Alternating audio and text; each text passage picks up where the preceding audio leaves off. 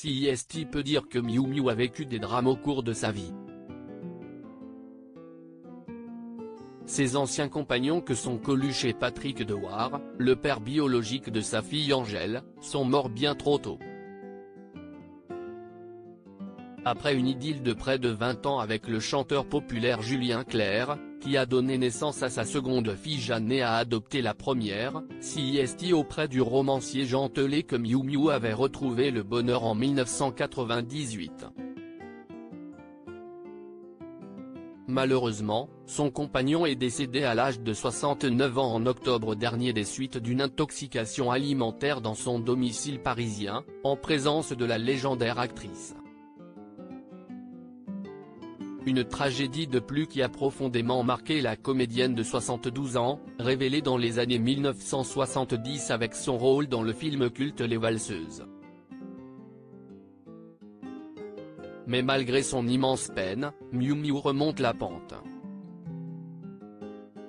Loin de se laisser abattre, elle poursuit les projets et prolonge une carrière qui a déjà sa place au panthéon du cinéma français. On la retrouvera ainsi ce mercredi 1er février 2023 dans le téléfilm Constance aux Enfers, réalisé par Gaël Morel. Cette comédie policière sera diffusée en prime time sur France 2. Pour l'occasion, celle que l'on connaît aussi à l'état civil comme Sylvie Terry, a accordé une interview à nos confrères de télévision MAG. J'aime beaucoup ce qu'elles font, elle se confie notamment sur ses filles Angèle et Jeanne. Car les deux enfants ont marché dans les pas de leur mère, la première en devenant une scénariste de séries plébiscitée, la seconde en se révélant comme une actrice et réalisatrice reconnue.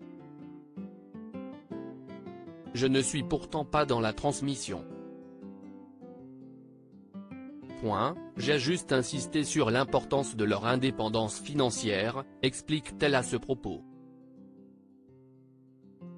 Je suis heureuse qu'elles fassent un métier qui les remplit.